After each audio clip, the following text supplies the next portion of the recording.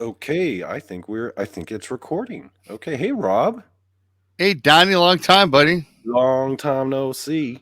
So for those of you in the chat who don't know, actually you probably all know, Mm, this is BMR, Bigfoot Michigan Rob, mhm. my former partner in crime in the Yeah. podcast world. Before we start, Rob, where can people who don't know you find you? Oh, well, sure. It's, of course, my channel is Bigfoot Michigan Rob. Pretty easy. Type it in the browser, Mm-hmm. hit enter, then subscribe if not already. And, I never do this enough. I'm also on like Twitter at Rob underscore Bigfoot. I'm on Facebook at Rob Carr. And then I got a Facebook Bigfoot group, Brunch with Bigfoot Michigan Rob.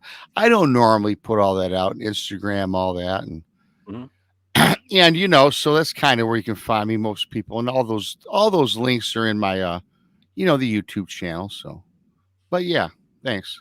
Yeah. And for a while, BMR and I, we did a show together on with Tex and Jason, Yeah, and it was a good run. it was We a had a nice good run on Jason McLean questions everything. Now, of course, you're going to air this on Wednesday, but for those watching, go back and watch the replay because Donnie is going to be on Tuesday on Oh my yeah. show at 9 o'clock in the East, Beyond BMR, 9 in the East. So as you're watching this show, it's Wednesday, but Donnie will be on back in the past on Tuesday, if that makes sense to all you And I got beautiful a. people out there. I was thinking like when I saw that thumbnail, Excuse me. Rob, that you had prepared, I was thinking, oh my god, I gotta be real certain to wear a different shirt tomorrow. Well, Otherwise, I do it all the time. people are gonna think I'm a fucking dirtbag.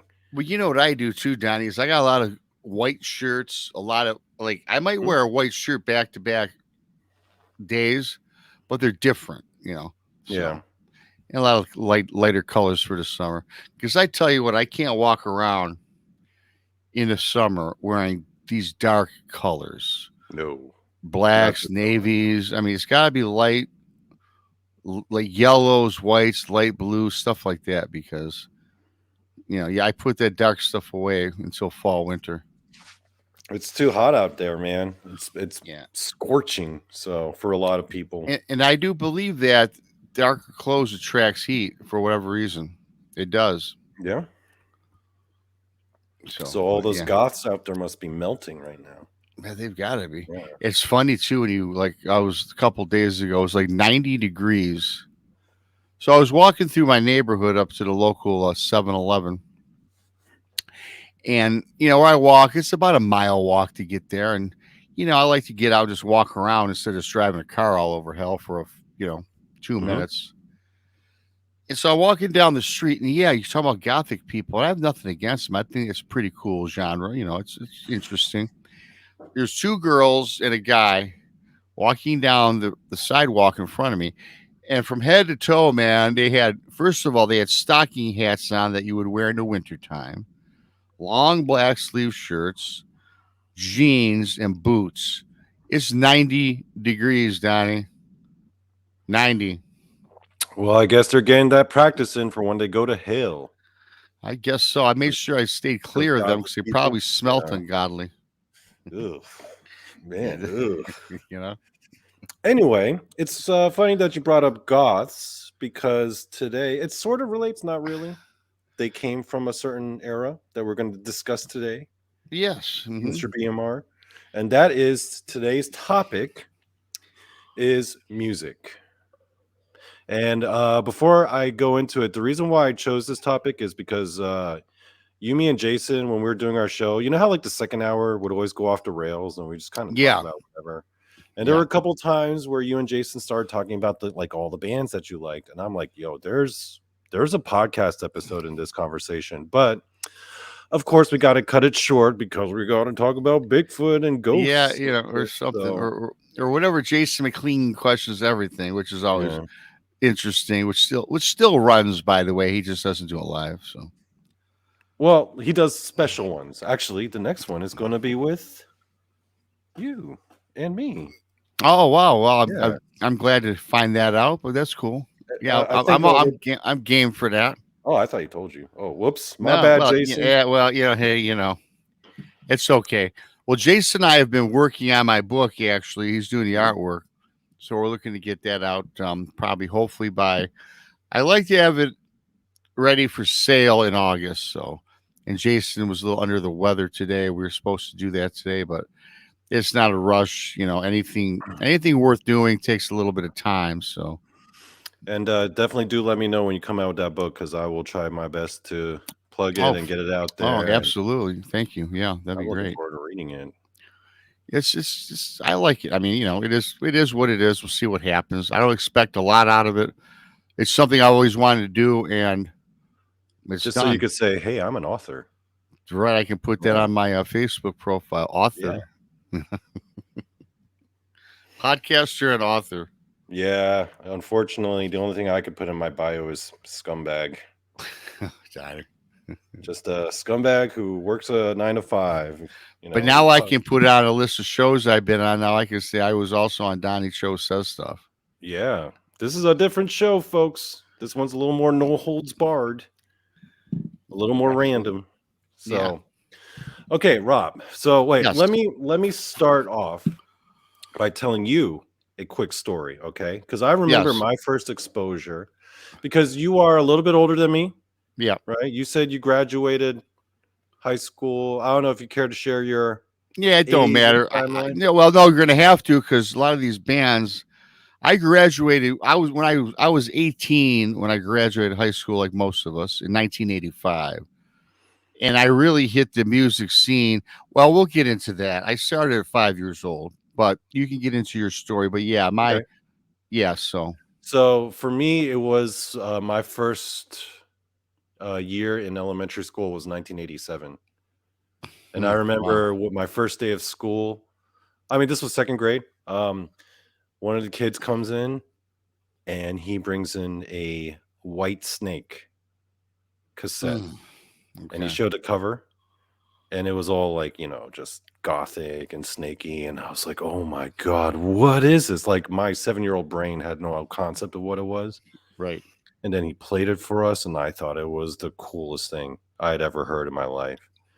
And then from that point on, all the kids in elementary school, all we would do is just draw like Guns N' Roses album covers, like we draw them in our notebooks. I Yeah. remember I drew like the Metallica logo like a bajillion times on my textbook covers, right? hmm But so this time that I'm doing this, Rob, you're gallivanting around the world as a young man in his Yeah. youthful and sexual prime, You're right. right? Yeah. And so you're seeing these bands like, we're little kids. You're old enough Yeah. to like go to concerts, Yeah. take dates out to these events. I was old enough to understand the music. Yeah. So tell me about, I don't know, just break down like You know, what that was like for you. that was awesome. I mean, that was a good time. I got to tell you something. My musical genre, I got to tell you, before I get quite up to that, I have to tell people that when I grew up as a young kid, like when you were young, when I was 5, 6, and Mhm. 7, my dad, he grew up in the 50s. He was a greaser. Remember the greasers, slick the Mhm. black hair, and they would race their hot rods for the Yeah. title and all this. And so he was into that 57, 58 rock. Buddy Holly, the big, the, big bopper, the Beach Boys, not really the Beach Boys, yeah, they're not really rock and roll, but a lot of these, not really even Elvis, just a lot of these. I can't even name them all because it's so long ago. But 1957 rock and roll era, they call it doo wop. Yeah. So I kind of grew up on that, and to this day, I still actually listen to it because it's my dad's what he loved. That was his passion. But I got to tell you though, in 1976, my dad went to a concert and it was in Detroit, and a Detroit native, Bob Seger, and a Silver Bullet Band. And this is still one of my all-time favorite albums. In 1976, I was 9, I think. 67, I was born. So, yeah, 9. So Mhm. he went to this concert, loved it. He got the 8-track, and he said, "Hey, Robbie, here's this 8-track of the concert I went to last week. And I had he already got me a stereo. I had a stereo as a young kid pretty early. Popped in his 8-track and fell in love with Bob Seger. It was every song on this track except for this song called Jody Girl I loved. So that really got me started on my rock and roll Mm. adventure as a young 9-year-old. You know, I've never listened to an 8-track before. I've never even held one, I don't think. Yeah, right when that was the thing. There was albums, LPs, of course, and then the 8-track had come out, and it wasn't too much longer until those went away, and then the cassettes came out, and then those were out forever with the albums, And and then then it CDs was, came out. and that was CDs Yeah. didn't even come out. I don't think CDs were even out when I was in high school. I think my college years they finally came out. I could be wrong, but I don't remember. Okay, well, I remember my first ever CD that I owned was Pearl Jam Okay. 10. I love that album. Mhm. So that must have been like early 90s, late Yeah, it was in the 80s. 90s. Yes. Yeah, Okay. another one of my favorite bands. Well, I got a lot. I had a lot of gosh, so many good bands in the 80s and 90s for me. you know, but the Bob Seger thing got me on my excuse me on my track. And now fast forwarding to where you're talking about Metallica and that I remember I never seen it. I liked Metallica, but my first concert that I ever went to was in 12th grade, to be honest with you. And it was Bon Jovi, who came out in Whoa. the 80s. It was at Hart Plaza in Detroit. Now, the album was Runaway, their very first album, and it was a free concert in Mhm. Detroit. And we went down. It was me, my buddy Brian, and my buddy Darren, and a couple girls from high school. So we never heard of these guys, and then we really enjoyed the music back then, and all the women. I mean, they went there. The women knew about Bon Jovi before the guys because they were big, He sexy was guys. The Yeah, hair he was bands he was started a coming dime out. piece back in that day, man. Yeah, man, and All the so ladies wanted a piece of that. yeah, and they did, and so we happened after the concert, and we were drinking beers. We had some guy who was buying us beers, and we drank a little moonshine, and we started wiggling our way toward front stage. And then before you know it, after the concert, we made our way backstage, and some dude was giving out access to see Bon Jovi and the rest of the guys. So they gave us his pass and put it on our wrists. So we went back. We met the actual band. John Bon Jovi, Richie Zambora, who was a guitar player, Alec Such, I think the bass player, Mhm. and I forgot the drummer's name. So we hung out and actually hung out, drank a beer with them, and talked.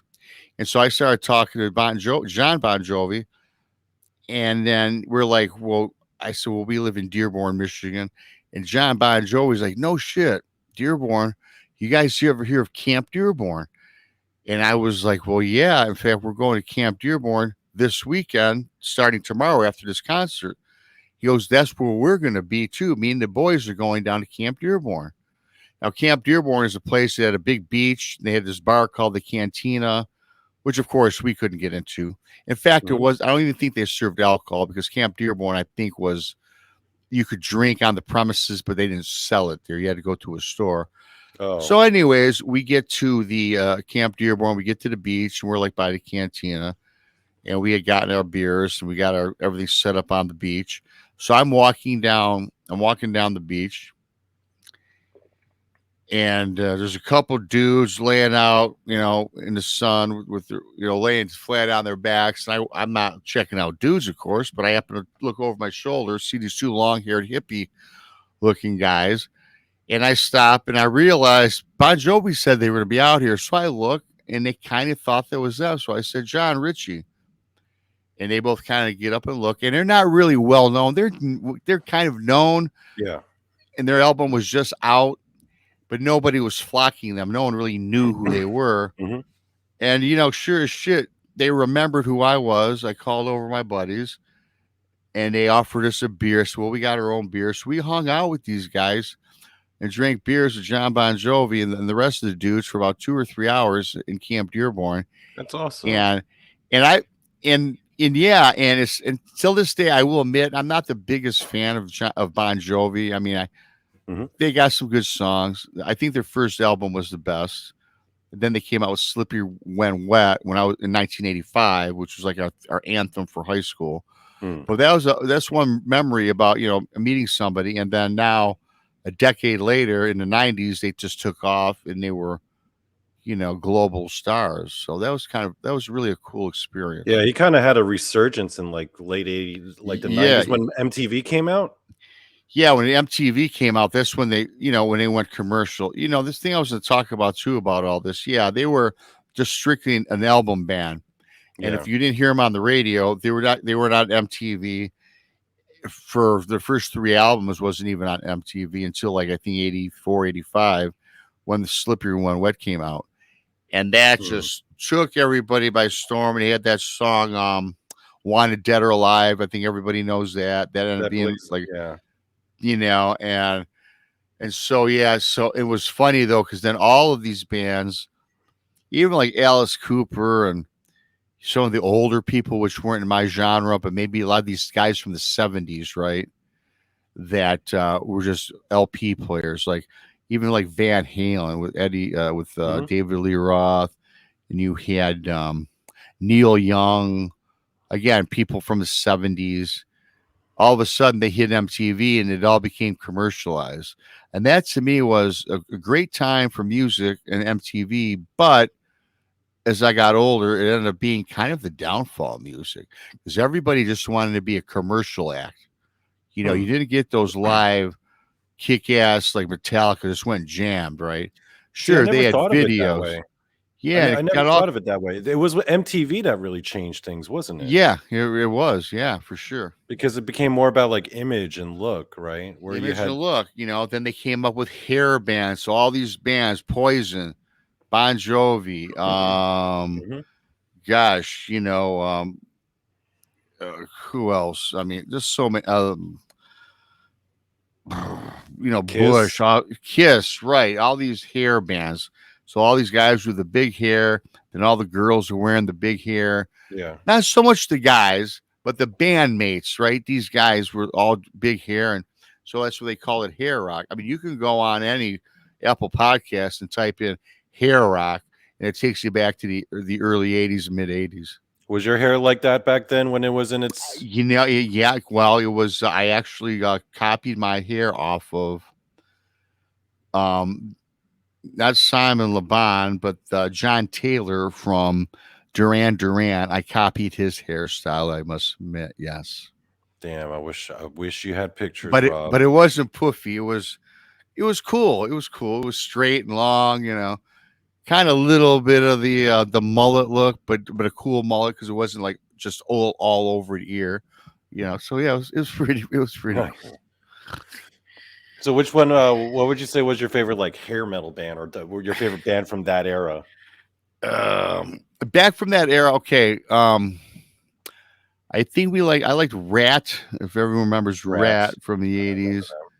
The Scorpions, Poison, Whitesnake, Skid Row, Metallica, AC/DC. Man, once you start listing them, there's so many. God, you could listen. I mean, they're endless. And that's Motley just, Crue. yeah. And I love Motley Crue. Their first album, my all-time favorite album from them. A lot of songs they don't even play on the radio. And that's the thing that sucks about the radio. They don't play any. They just play the same. They're not their hits. All they play are their hits that they play over and over and over again. In fact, I don't even think there's a good radio station out there today because No. everybody has the download. I think the internet killed radio. Yeah, big time. Yeah. Because before internet got big, everyone lived and died by the radio, right? Yeah, Remember? I remember. Remember, you Yeah. probably don't remember. We had the big boom boxes. They were like I remember those. monstrosities. I remember Yeah, they those. were what Yeah. like 18 inches long by 14 inches high. And you carried them on your shoulder. Thought you were a badass with your rolled up cigarettes, on your t-shirt. Oh yeah. And yeah, but that was good times though. And so yeah, I mean, there's at least 100 bands, and a lot too are one hit wonders, man. There were a ton back then. There's a ton now, actually. Yeah, But okay, so that's interesting. So you think MTV coming out with music videos is when the whole music industry shifted? I never really thought of it that way. I What was think your this. I think this is where they commercialize it, and I think these bands end up profiting from it, making a lot more money. now? Were you a fan of MTV back then? I tell you what, I couldn't wait to get cable to watch MTV. Yeah, it was the thing. Rob, you see MTV? I'm like, no, Yeah. what is it? See, I remember the first time we ever got cable in my house. It was a big fucking deal, right? Oh As a yeah, kid. So mm, it was. I remember I was 12. So this was yeah, 92, and you know which channel was playing nonstop all day was oh yeah. MTV. That's when MTV was in its prime. That's when No, MTV was doing what it was supposed to be doing and actually showing videos. videos, right? Yeah, you Yeah. had Mark. Guy, I forgot the guy's like. There was Mark Goodrum, and there was Jesse Jackson. That was his name. Some black dude and a hot chick. Oh, downtown Julie Brown. Alan something, I forget. And that actually was the birth of the other hot blonde who's now on Jenny McCarthy got her start on MTV. I remember Jenny McCarthy. And she had actually, then they Yeah. kind of started doing like game shows, but comedy sketches. Then Yeah. MTV moved and started integrating that, which was cool, but it was still mostly music. Music television 24/7, there was always a cool video. So that's how I really, and that's how a lot of these no-name bands really got recognized, I think. So when you notice the shift from hair metal to grunge, like Yeah. you saw that firsthand. Like, did you notice it right away, or was there like a moment that came where you were like, "Oh shit, this is the new big dog in town"? Yeah, no, I did. In fact, I did notice a difference because I will tell you this too about the hair bands and the rock of the early to mid 80s. It all sounded the same to me after a while. The voices might have been different. The themes of the songs didn't change. I mean, if you heard Bon Jovi and Poison to me were the same, and I liked Poison.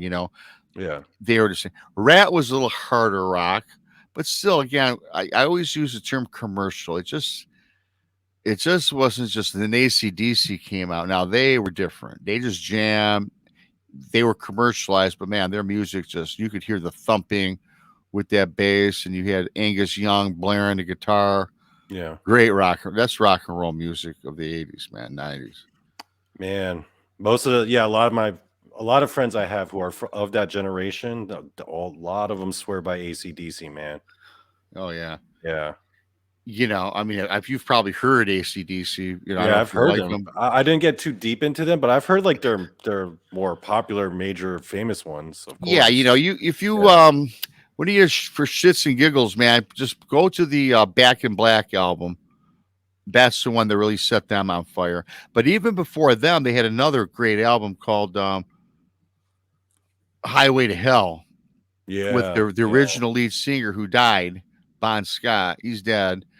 But that song Highway to Hell. Oh, And when I heard that guy wasn't the original lead singer? The guy no, the no, what original happened to the lead singer, singer?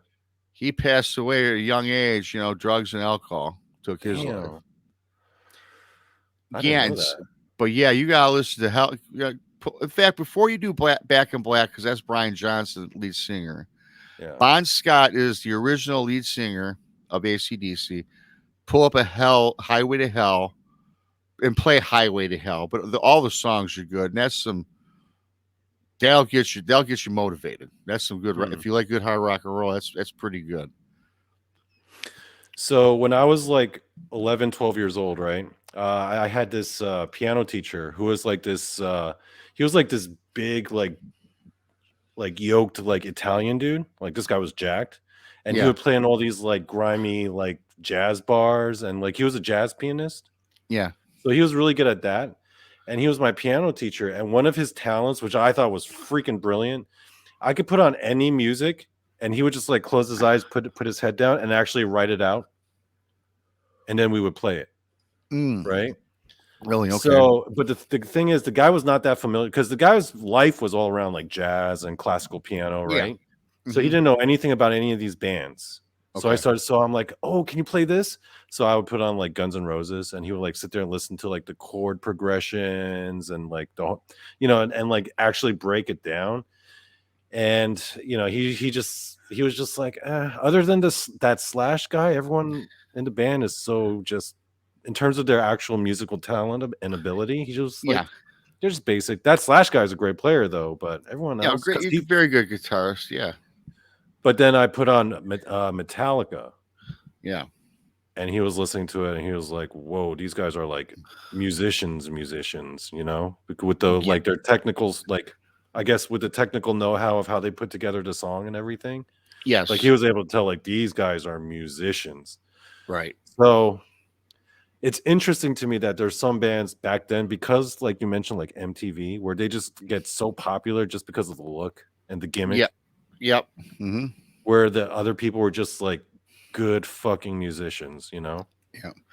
And even so, this is a little before me, obviously. Well, a little bit.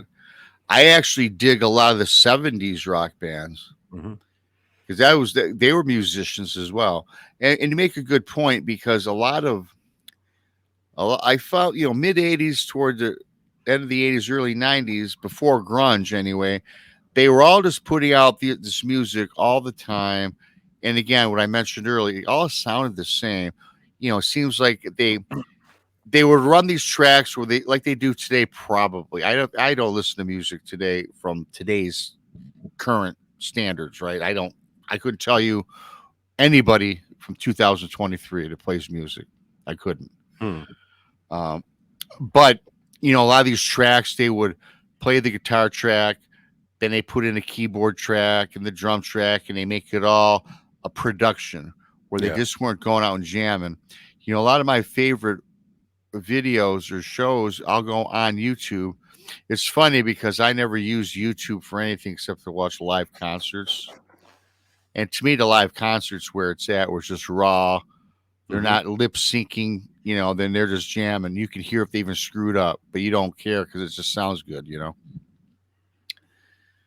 But yeah, again, music was just all over the place. And I think original music was really for, yeah, again, I'm biased because the '50s, I heard a lot of that from my dad, but '50s through the '70s.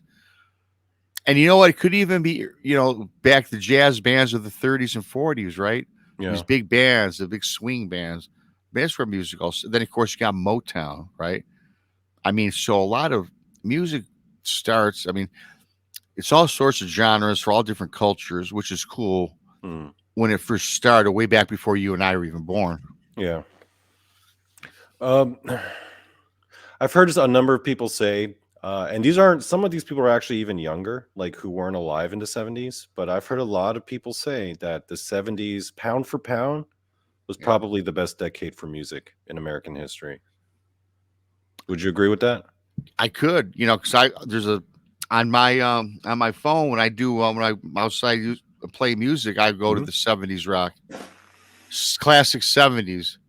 I'll Yeah. put on classic '60s through '70s, and won't have to skip a song. And I'll go on classic '80s just because of my when I grew up, and I'll skip every third song because I heard it before so Yeah. many times. It's like whenever I talk to like men around our age, like American men, and you ask them like, who are your favorite bands? Most of them will say Led Zeppelin, Pink Yeah. Floyd, Hmm. Hendrix. Yeah. Well, Um, I was never that big of a Pink Floyd fan. I know people are gonna say, "Rob, what do you mean?" They're okay. I like them, but I will say this, not to sound like everybody else. I do like Led Zeppelin. I don't know who my top three are. They're in the top five what about the because I Stones? I like the Stones. I do. They're in the top Hmm. 10. Yeah. Now you got to remember too. I heard the Stones all the time with my dad because that was in his era. Damn, that was man. How old is that band? What? So they were around back in the Yeah. Oh '60s. yeah, dude. Holy Yeah. shit! And they're still alive. In fact, I like the Stones of the 60s and 70s better than hell. They were on MTV. And, when I was watching MTV, they came out with songs like Jumpin' Jack Flash is a gas, gas, gas. That was Yeah. a song of the 80s. Remember when didn't Mick Jagger do a song with like David Bowie and they were all like Yeah. lovey-dovey over each other and Yeah, stuff? I think they did. And then you had those songs too, Michael Jackson and Paul McCartney, and I even think that David Bowie it made some lovey-dovey song. I mean, it was kind of, there got to be like there's a little bit of a gay vibe going on too with some of these with some of these groups. Some of them. Other ones are just trying to act like it, just to like be more androgynous, right? No, right, 'Cause exactly. that was the thing to be back then for some of these dudes. Yeah, so I think so. A lot of it is an act. And again, I thought MTV, once it finally started rolling, these guys were acting. They were acting because they knew that that was their claim to fame, man. And I don't blame them. But for us, the listener, the fan, after a while, you caught on to it. I mean, I didn't catch on to it as an 18-year-old kid. Hmm. I just thought it was all sounded the same until I got older, and then I realized that music was just a business, and that's rightfully so. But So then by the time grunge came around, you were like mature enough to kind of see what was going on, right? yeah, in fact, I love grunge. I love the music of the '90s. Better than the '80s, it seemed like. I do, yeah. In fact, now of course you had Nirvana, but I will tell you the first grunge band that I heard, the first two that I heard even before Nirvana. And yes, I like Nirvana, but the first one I heard was Pearl Jam. Immediately was a fan, but I became a bigger fan of the Stone Temple Pilots. That's what I was gonna say. I was gonna say that was the first grunge song I ever heard was Stone Temple Pilots. Yes, I heard Pearl Jam first, and then I heard STP. And for a minute, I thought it was Pearl Jam. I said, "No, this is a different sound." And then at the end of the song, that was Stone Temple Pilots with whatever the song was. And oh my god, awesome! So I immediately went out and bought. Probably back then the CDs were out, so I bought their music regardless of what it was, and I was like, oh my god, these guys jam. So they're my all time favorite. Then Pearl Jam, then probably Nirvana somewhere in there. But then they had so many came out like those Alice in Chains. Alice in Chains, similar. Really good. Bush, Smashing Offspring, Pumpkins. Smashing Pumpkins, another favorite. Yeah, they were a favorite of mine. Korn, and actually, the Goo Goo Dolls, who was the drummer for Nirvana, he came out with the Goo Goo Dolls, and that was different, interesting music. And then even when you get a little bit later with there was like the Verve. You remember the Verve? I remember him. The Blind Melons, or Blind Melon, I think it was. And then there was another one though that's on the tip of my tongue that I really like too. That I actually wrote down that band. I can't find it. It was Soundgarden. Yes, there you go. Yeah, that's about the other top one left. Yep. And then that guy, the singer of that band, who I guess he just committed suicide, some time back. And then it's funny. I never listened to his solo music. And what's his name? I should know his name. The lead singer, though, then Chris Cornell. Man, I tell you what, man, he's got some cool remixes of other music, right? Mm-hmm. I didn't realize how talented he was. I knew he was good in Soundgarden, but man, as a solo act, he was pretty good too. Really good. In my opinion, my personal opinion, I feel like the '90s was the best decade of music in American history, really. Because not just with grunge, but also like rap music and hip hop went to a renaissance. Yeah, Run DMC, but they were in the '80s. They were my favorite rap band. They're the original rappers to me. But then you had Dr. Dre was good, and then Biggie and Pac and everyone else. Those guys were all good. The original original. Again, that was in the 80s because MTV, Run DMC was always also on MTV Mhm. because MTV also brought hip hop or rap, they called it back then, to the forefront as well. Mhm. And then it was all over the place in the 90s. Yeah. By the time the 90s rolled around, it was just hip hop music and grunge. Man, there were so many like one hit wonder grunge bands back then. Do you remember all those like random one hit wonders? Like, oh shoot, like, man, I wish I could remember some of their names. It's gonna bother me now. You see, the funny thing about the one hit wonder is, yes, if you told me the song, I wouldn't know it until I heard it, right? And Yeah. I couldn't tell you the name of the band. Like there was this one band, I think they were called The Garage. They had a badass song. But the only song that they played, and even or Garbage. And I I remember think them. Yeah. that was, I think, the wife of Kurt Cobain made that. What's her name? Courtney Love. Yes, right. So she Remember had the a crash test dummies? yeah. The crash test dummies. And I do you remember. remember too, Devo Whippet? Yeah. Whipping. I Yeah. mean, come on, stupid ass song, man. But that was on MTV like every hour on the hour. Yeah, that was the thing about MTV. Like when certain music videos they would play to death to the point where you just get like, okay, Black Hole Sun by Soundgarden. Hmm. After a while, I started fucking hating that song No, because you're they right. just kept playing the video over and over again. You know? Just like that song that they play over and over again by Aerosmith, who I like Aerosmith, but my God, their most popular, one of their most Sweet Emotion. How many times do I need to hear Sweet Emotion by Aerosmith? Or what about that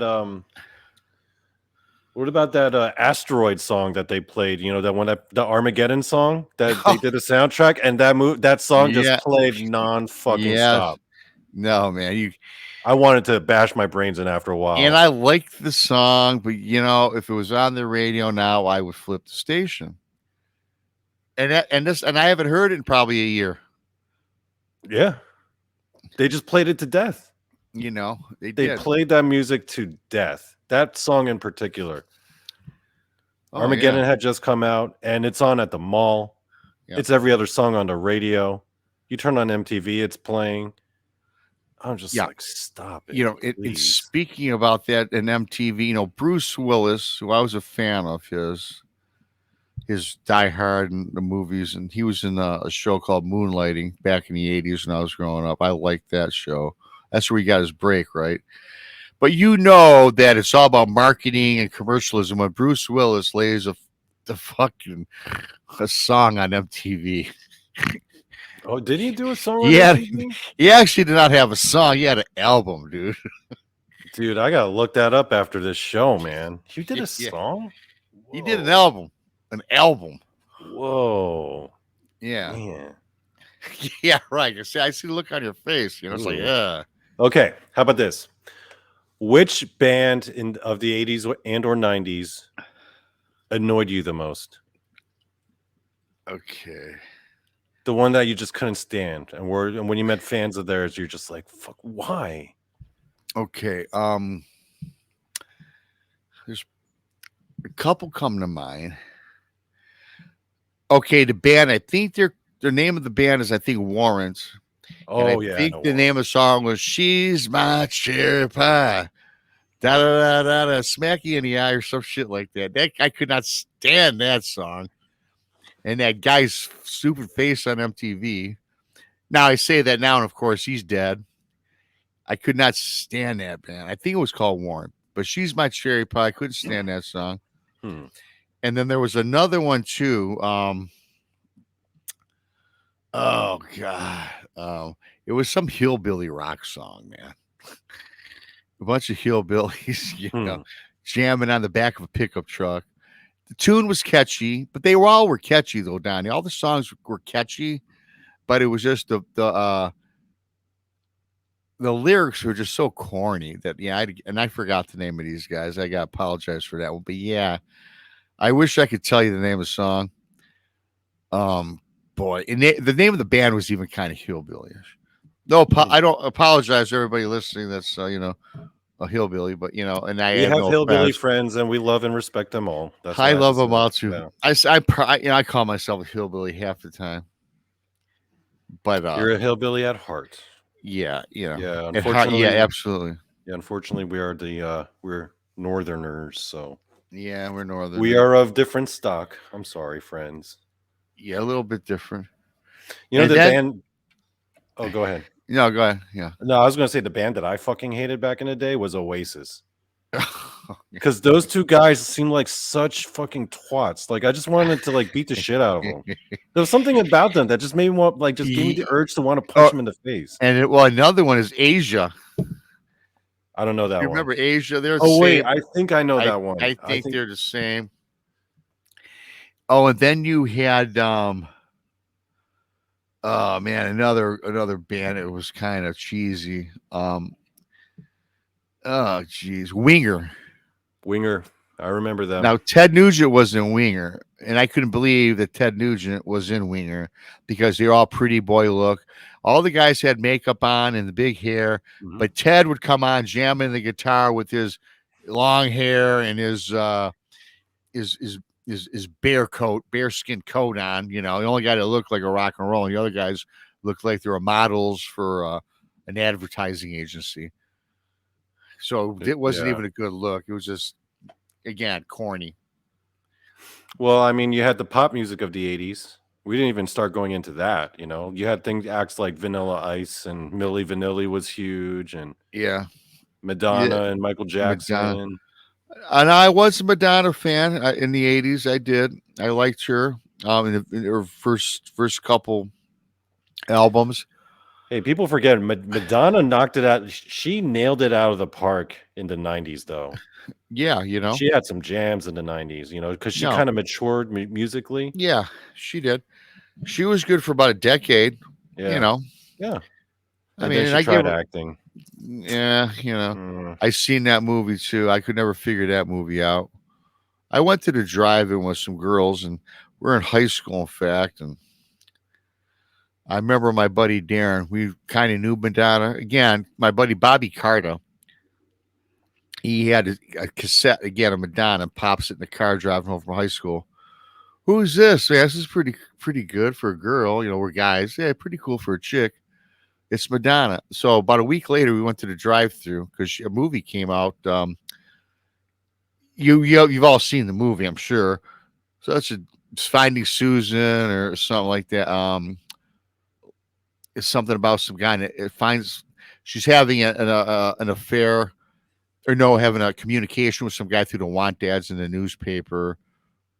Wasn't that the one with Desperately like? seeking Susan. Wasn't that the one with Willem Dafoe in it? Was he in that one?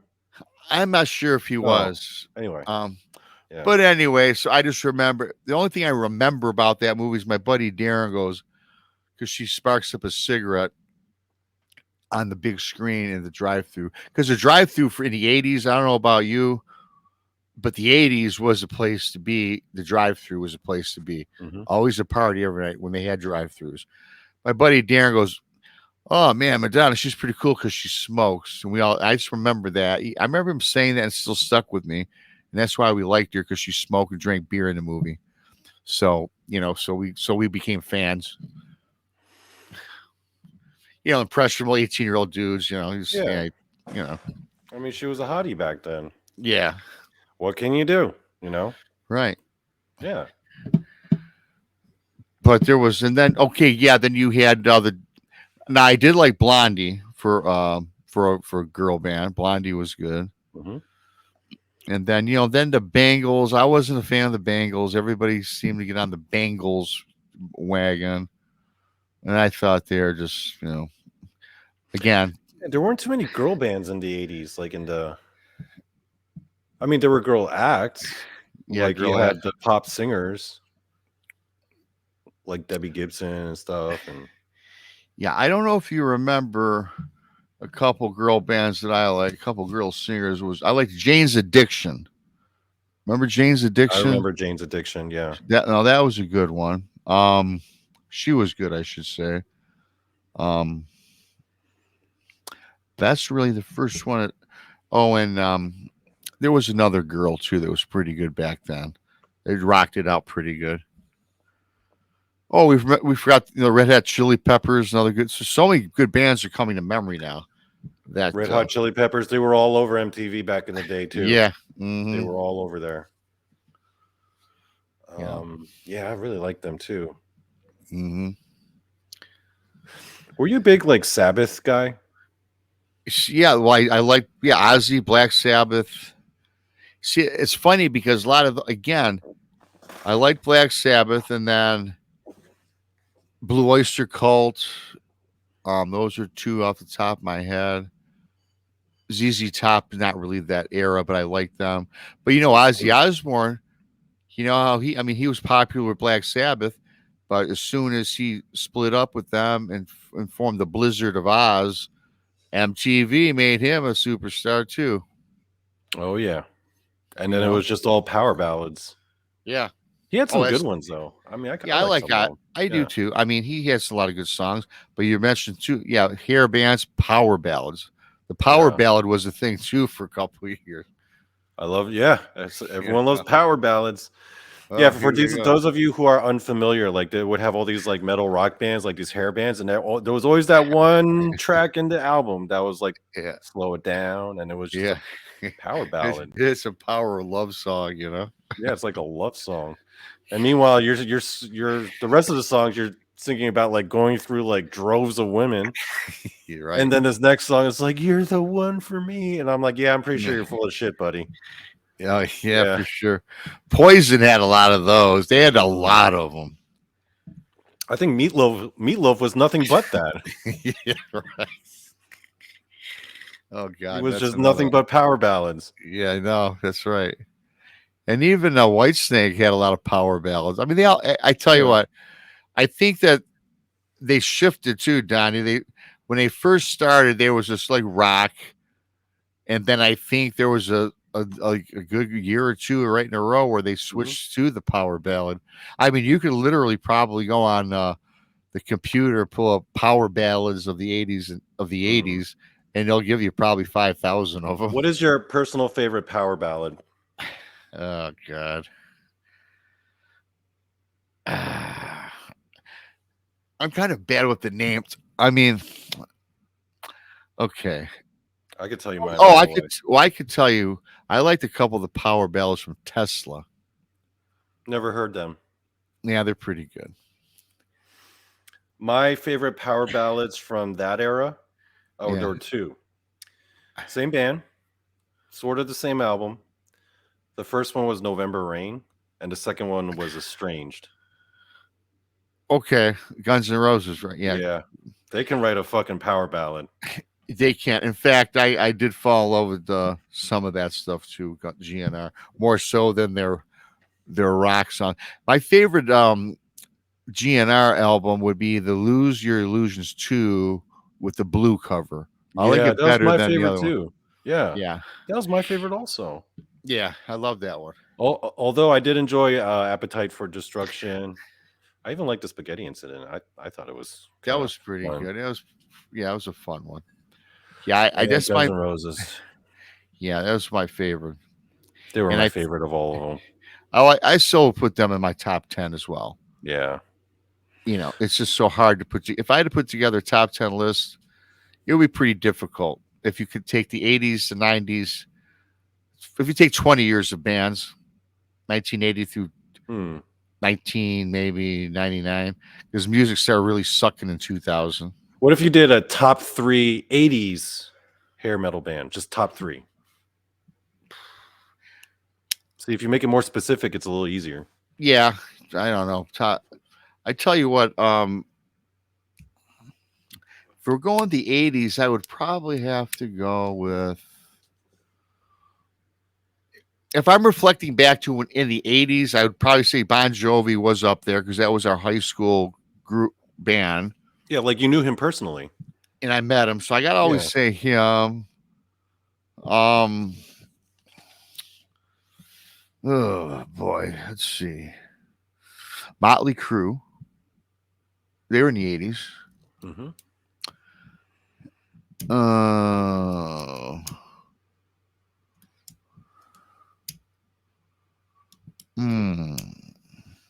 Oh, the one girl band was the Pretenders, by the way.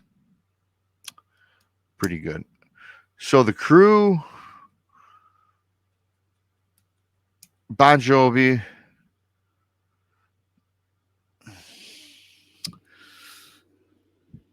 Did not like Def Leppard, by the way. Never a did not. fan.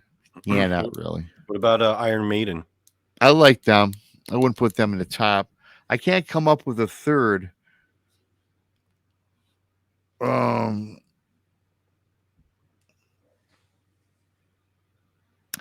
Actually AC/DC. They would count. Yeah. They count.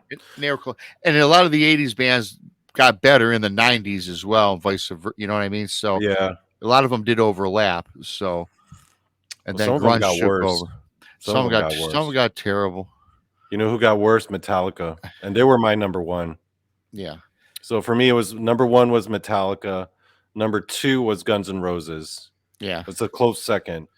Number three, the one band I listened to the most, I'd say in that era, out of all the hair metal bands of the 80s, probably Megadeth. Yeah, I heard them. They're pretty good. Again, they were. I tell you, all these bands did have one or two good songs. There's no doubt about it. Yeah, but then a lot of these bands, half their album, most of their album is just filler, except for that one or two good songs. Yeah. And that was the only cool thing I remember as a kid when I got older about the internet, because I would always buy all these albums. I bought as a kid the albums, and then we had the cassettes.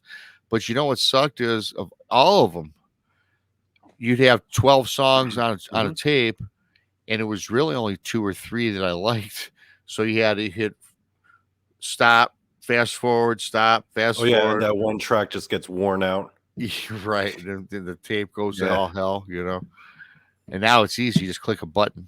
Number 3. I want to play number 3. I remember those days. Walkmans and Discmans. Yeah. And I remember having all that. Remember the first time you got a CD player and you're like, oh my God, this is cutting edge. I did. In fact, I bought a Kenwood tuner or stereo receiver, and then I got a Sony 6-disc carousel CD player. And then I bought 2 studio monitor, like 4-foot tall speakers with like a 12-inch woofer. And you're like, look at all this cutting edge technology. Yeah, I'm stepping into the future right now. And now you can get a speaker the size of your fist that puts out more power. It sounds just as good. Yeah.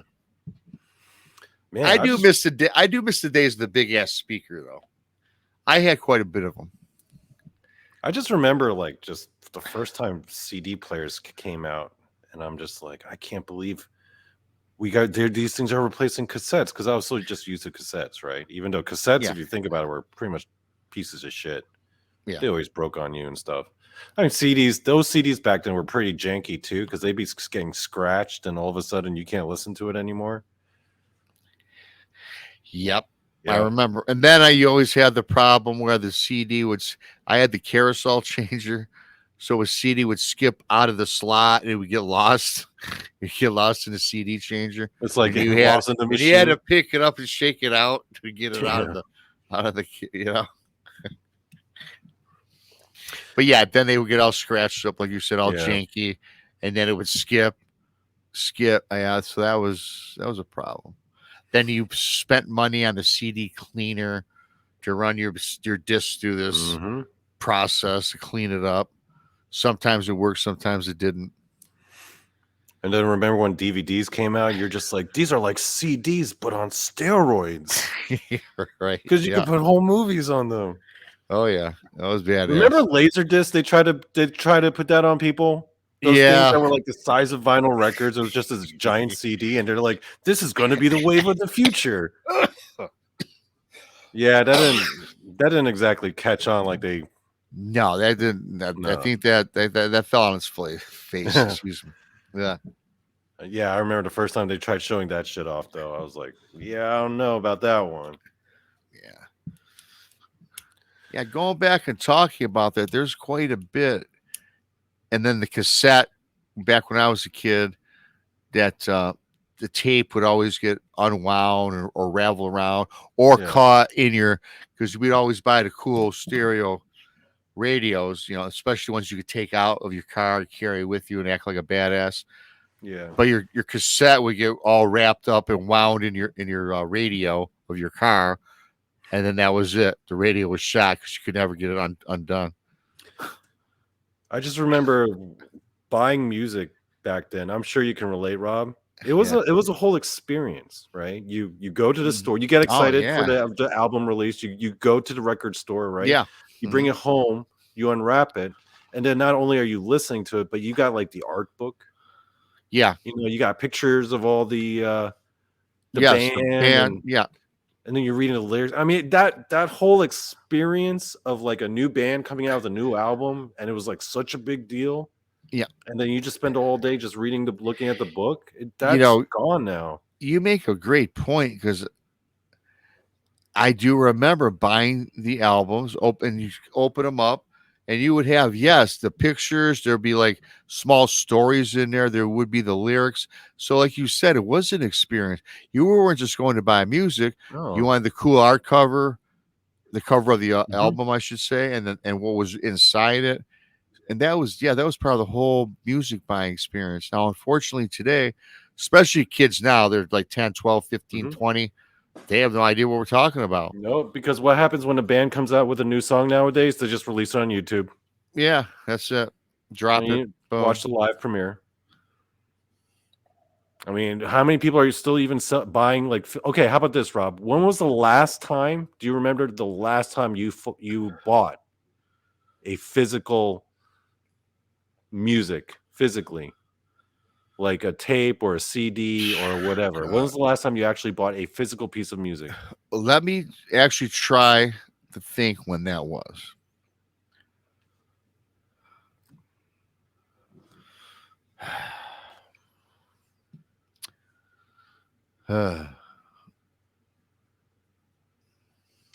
Yeah, you know what? You know what?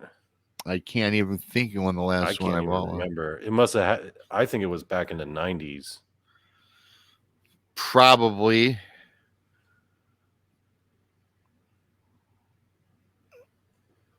Yeah, it was probably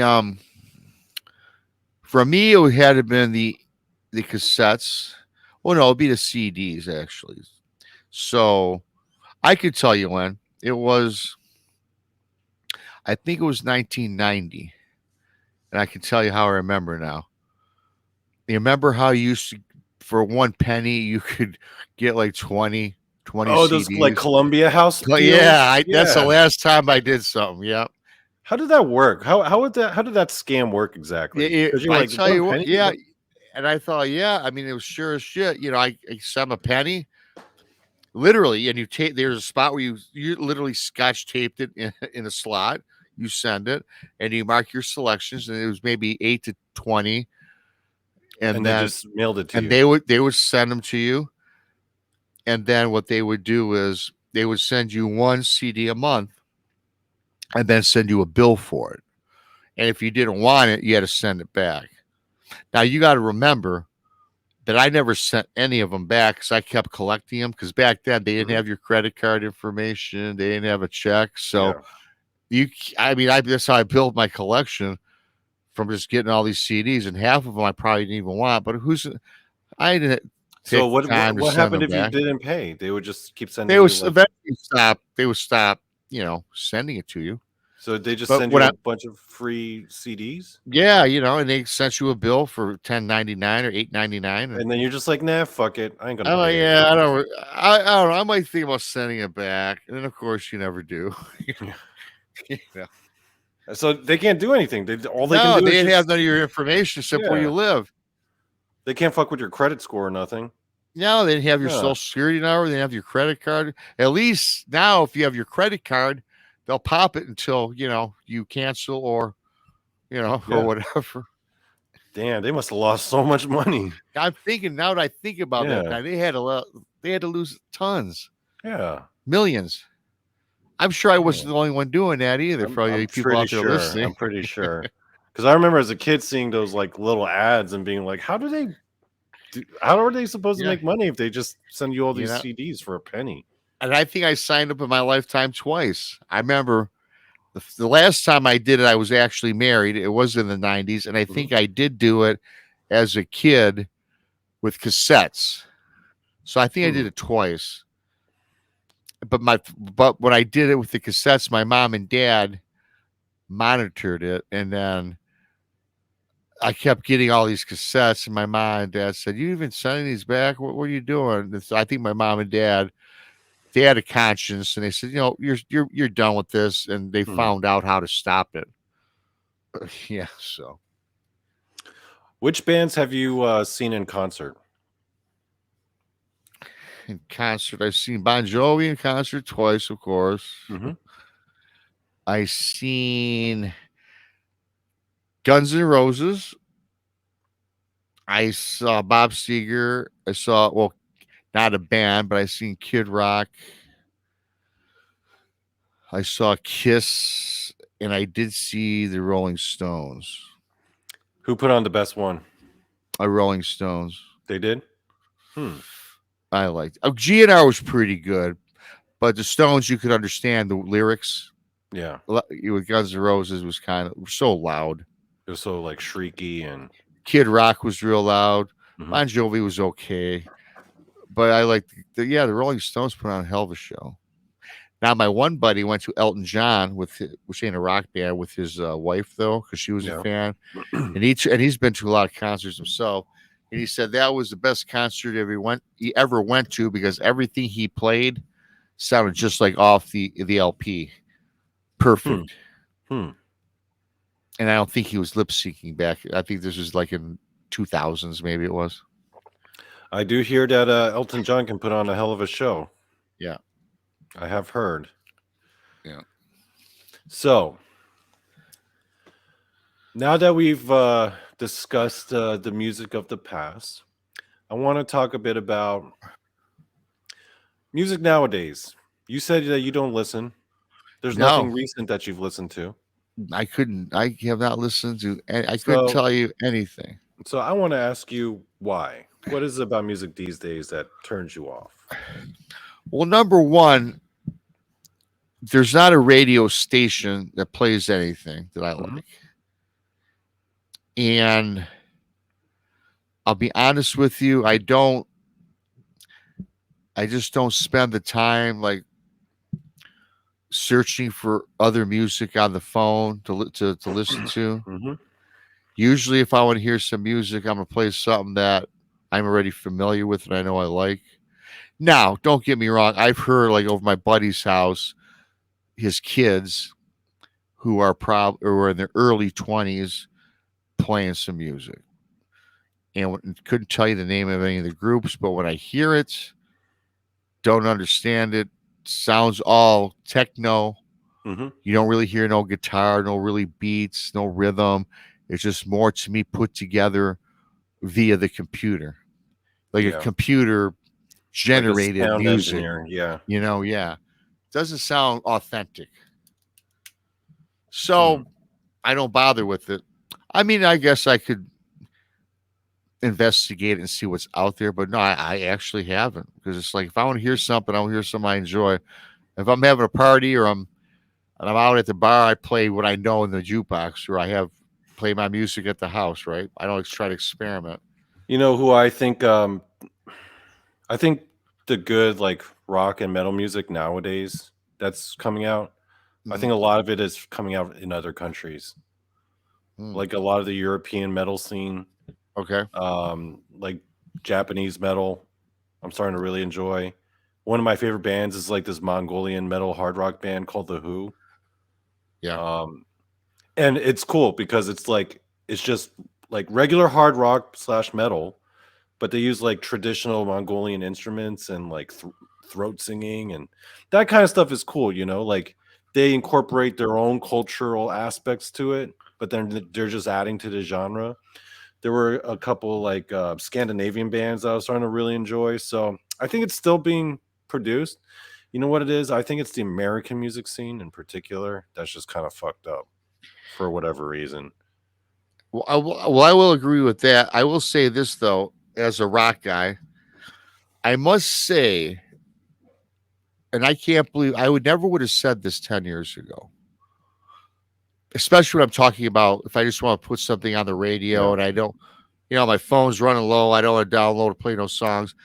I have found some pretty cool, believe it or not, Donnie. And this is coming from a guy who digs rock and roll. Hmm. There's some good country bands out there, man.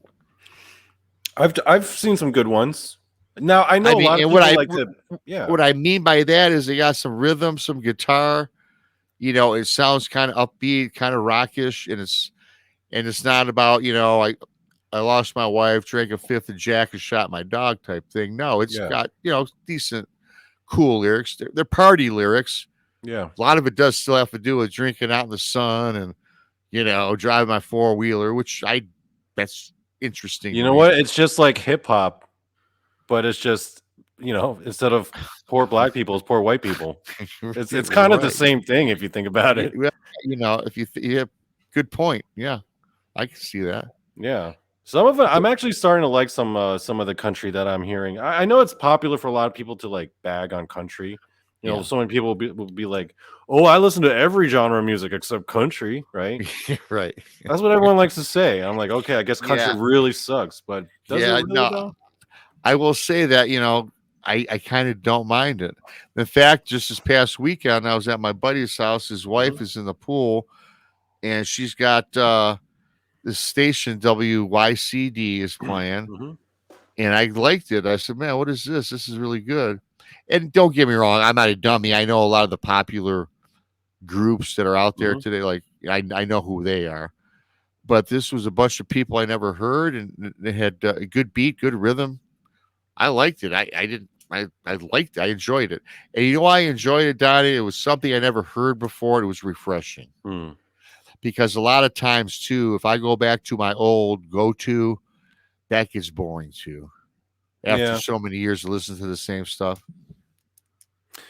Yeah, so like how I'm like very open about my love for K-pop, but Yeah. the thing that a lot of people don't know is I've only been a K-pop fan for like just a little over a year. Yeah. Not that long. But yeah, before that I was into, but yeah, K-pop is a completely different thing. You know what okay, I'll tell you what killed music for me, where I stopped listening to music on a regular basis when I first got into podcasts. Mm. Okay, so when you're commuting or when you're out on a jog or on a walk somewhere prior to, I'd say 2009, I would just have my earbuds in and I'd just be listening to whatever music, right? Yeah. Mm-hmm. In 2009, I was living in Korea and then something came out called the Joe Rogan Experience. Mm-hmm. See, I started listening to podcasts since the very first episode of the Joe Rogan podcast. Oh, wow. Okay. And I listened to every single episode because I did a lot of commuting because I lived around Yeah. Seoul. So a lot of my time was spent just sitting on a subway or on a bus. And I would just have it in the whole time because it was just so much more engaging than music because these were conversations. And keep in mind, I'm living in Korea. I'm surrounded by Korean people. And I'm just kind of in need of like just regular American bro banter, right? Because I'm surrounded by Korean people all day. Yeah. And plus, I was a big fan of UFC. So ever since I started getting into, and then I started getting obsessed with the podcast, and then all I would listen to whenever I had a chance to put in earbuds was just podcasts. Until one day I realized, wow, I'm barely listening to any music at all. You know what? I can see where you're going with that, and I can understand that because you're just making me think, and I hadn't really thought of that. I listen to music in the summer a lot when I'm outside because I do spend a lot of time outside, Mhm. and I put music on. But the first thing that I listen to, my routine in summer, Mhm. when I'm doing all my work, do my work that I need to do for work, right, and then go outside because I work from home, so with everything, so and I mean everything. So I'll go outside and I'll listen to sports talk radio because I am a very big sports. I love sports. That's my passion. Mhm. I do Bigfoot and all that. Yeah, I love that stuff, but I'm still a sport. I love sports. So What's your number one sport? football, NFL football. Yeah, Football, that's then baseball, or NBA. football, baseball, hockey, NBA. Now, the reason I don't, and I love that the NBA because we have world champion Detroit Pistons for Hmm. decade, for back to back years. Basketball to me has become kind of like music of the 80s and 90s. It's just more Yeah, entertain. I was You know, about to bring that these up. fabulous athletes, but it's all about showboating. Who makes the coolest dunks? They don't. It's not a. It's all about the 3-pointer or the dunk. They took away the inside game. The strategy of the game is gone. So I kind of lost my Hmm. interest in basketball. Hockey, I do like hockey, but the Red Wings have sucked for the last 10 years, and we had 4 times Stanley Cups, but now we're coming back. I've always loved football, number one, and I was brought up on baseball with my dad, so yeah. But I love listening to the sports talk radio. I listen to that for about 4 hours during the Uh, day. just out of curiosity, Rob, are you more into NFL or college football? Because I've been noticing more and more lately. There are more people who are like more obsessed with college football. They are, but I still NFL is number one and college is number two. I'll watch college football on Saturday, and I'll watch Yeah. NFL on Sunday. I like Okay. them both. Thing I don't like about college is now you can these college teams they pick who they can play. Like the University of Michigan, which is where I went to school, they can pick the first 3 games, and they're all shitty teams, Mhm. and it's across the board for all of these big powers. And the games are 55-0, 72-19 to start the Mm, season. it's like a blowout. So really, college football gets interesting. It starts in September, but it really doesn't start getting interesting until like November. Mm. So you got 2 months of just flim flam games. And what I Where, mean by that yeah, is it's not a competitive game. they just smashed the other team. It's just a Yeah. blowout. So I don't like that about college, but NFL is every score is decided by 7 points or less. Yeah. The games are closer. Very few blowouts. So Yeah. yeah. hmm So that's your like main thing that you listen to is like sports. Like, what if you're like in your car? What's usually playing? Well, as we get into that, I'm number one is I'm in the morning. It's usually sports talk radio, and I'm like kind of like you now though. And I never thought about my amount of podcasts that I listen to. And I'm not talking about YouTube. I'm Hmm. talking about flipping through and watching. I've listened to Joe Rogan for a while, not as much as you. I've listened to a few a lot of random ones. If it's an interesting topic, Yeah, I'll me just too. listen to it. Me too. You know, Yeah. so that's kind of because I do like talk shows in general. You know, kind of like we all do one now, but because I like it. But but yeah, I'm drawn to that. So actually, music probably is third fiddle now.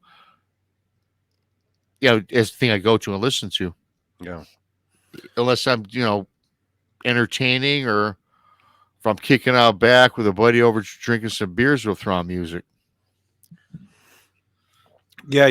How often do you ever just sit there and listen to music nowadays? You You know, know? I don't just sit there and listen to music. Yeah. Yeah. Yeah. It's yeah. So when I think back on how I've listened to less and less music as I've gotten older, I'm not even sure if it's that the music these days is worse because I don't even know because I'm too goddamn busy listening to podcasts. You know, and I'm so quick to say the same thing, Donnie, Yeah. is like you asked me, and I couldn't tell you anything about today's music, and I say it sucks. But then again, Rob, I haven't taken the time to really listen to it either. Yeah. Just because I've heard 2 shitty songs, I assume it all sucks, right? Yeah. I don't know, but ever since you got into the paranormal scene, I guess then you've gotten more like Takes now you've got to listen to other podcasts as yeah, well. And yeah. And a lot of times I'll listen just to because I do it and for like being self-aware, more self-aware and trying how to yeah, get better. You know, I'll yeah, watch my own shows over, not because some big egomaniac. It's just to see how I can improve. So yeah. a lot of I do the times same thing. listening to a good podcaster, how he presents himself, and even if it's not visual, how they ask questions, how they sound, you know, and it's an art. Hardest thing about what we do, man, is listening to the other person to answer them good questions, right? Yeah. That's the key. So I try to. Sometimes there's nothing more interesting to me than just a really goddamn good conversation. No, right. That's. Yeah. I can sit down and talk anything. I don't have to talk the paranormal and cryptids. I can do what we're doing today, and Mhm. hell, you could come up with a topic and just roll with it. Now, I can tell you one thing that's been ironic. So most of as I got older, my adult life, I stopped listening to music as much, right? After, I became in my 20s and 30s and now I'm in my 40s. So the funny thing is, because I got, just like you, I got into this whole scene kind of late, right? And then Yeah. doing podcasts of my own and being on podcasts, that was just Yeah. recently, right? Yeah. I find that the more and more I've been doing podcasts, the more and more I actually listen to music now. Again, when I'm back in my car, right? Because Yeah. Yeah. When I'm in my car, and I don't do a lot of distance driving, like the yeah, furthest I drive is maybe 15 minutes. So again, and it's typically between 8 in the morning and probably 5 when hmm I'm out. I don't really drive after that because I got everything I need to do is done. So in a short 5 or 10 minute jaunts is usually on a sports channel, because I'm not going to listen sports to a talk. podcast. Yeah, because I can listen to that for 10 minutes. I don't have to. If I get into a good podcast, I know that I have to give it more than 5 or 10 minutes. Do you like those? Do you like those sports talk shows where they're like angrily debating with each other, like that Stephen A. Smith, where he just gets all loud about it? I feel like that's kind of fun to listen to sometimes. It is. It can be fun. It's entertaining. Yeah. I do. Yeah, I watch Stephen A. once in a while on ESPN. The guy I can't stand is Skip Bayless because he makes no sense to me from a sports perspective. But yeah, it's entertaining, and I think they know it. In fact, he's the highest paid. Did you know he's the highest paid guy in ESPN now? Really? Oh, he's making I like can see it. He makes like 20 million a year. Just to talk about sports Yeah. and to argue with people about sports. Yeah. That Yep. must be the life. Yep.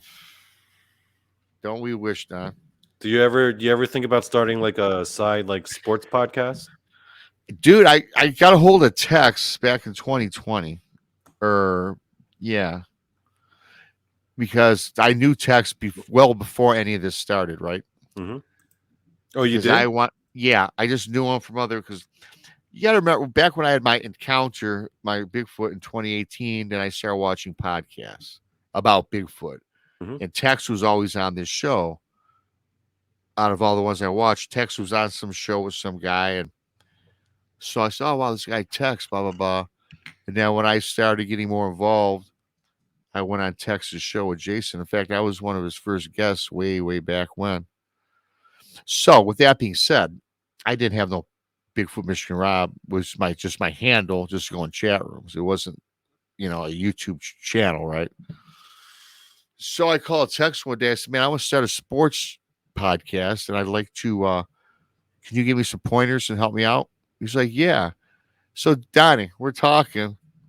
Then all of a sudden my sports podcast turned into Brunch with Bigfoot. So So yeah. it was supposed to be a sports Yeah, podcast? yeah. Damn. So it turned into Brunch with Bigfoot, dude. How did it turn into brunch with Bigfoot? Because he says, well, if you want, hey man, I'm looking for do a show, a Bigfoot show.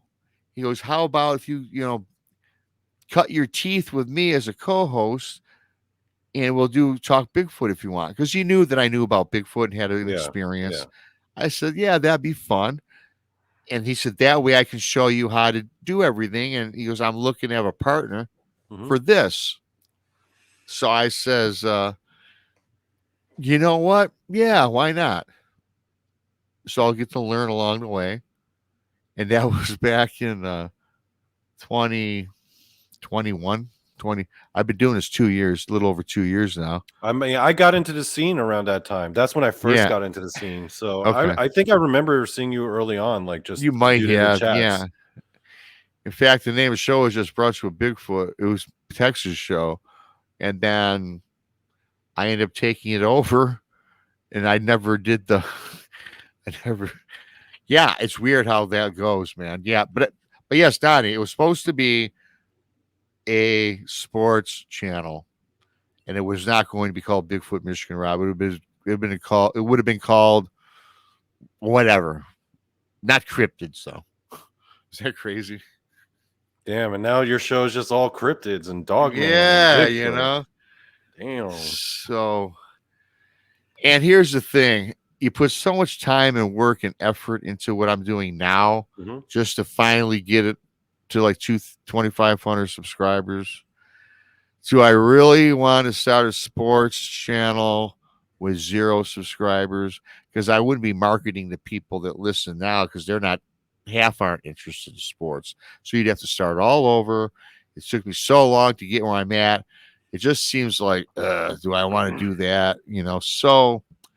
So I don't know what the You future know what? I holds feel with like I'm that, in this. man. I feel like I can relate to what you're going through in that regard because I at the end of the day I want to start my own K-pop channel, Yeah. but everyone knows me from paranormal stuff, Yeah. right? So, And so, but the thing is, I go into other K-pop channels, like you know what I do into chat. I go in there in the chat, in mm, their chats, and like I'm trying to make myself known in these K-pop channels because my ultimate goal is to bring K-pop and the paranormal together. I want to bring the two scenes together, yeah. right? I Very good. want K-pop people going into paranormal shows, and I want paranormal people going into K-pop shows. Like I want to bring those two scenes, those two communities together. That's my Yeah. goal. But yeah, I feel you, man, because I'm like, I know if I just start a straight up K-pop channel, everyone here is watching me right now is watching me from knowing me in these paranormal Yeah. shows. I'm just Hmm. gonna like, they're gonna be like, what the hell? I'm not gonna Yeah. watch this. Yeah. And again, you'd have to start from scratch because I Yeah, wouldn't do a sports show and call it Bigfoot Michigan Rob. It would have to be totally right. like sports with Rob, I just mean, whatever. it would be cool though if you did have a following of like sports fans who are all about your sports channel, and then they'd be Yeah. all surprised. They'd be like, "That guy talks about Bigfoot too." Well, that would be cool. Yeah, to get that. Yeah, but that's such a different market because half the people that follow me now wouldn't watch it. I just know they wouldn't. Have you met many sports fans amongst paranormal people from your experience?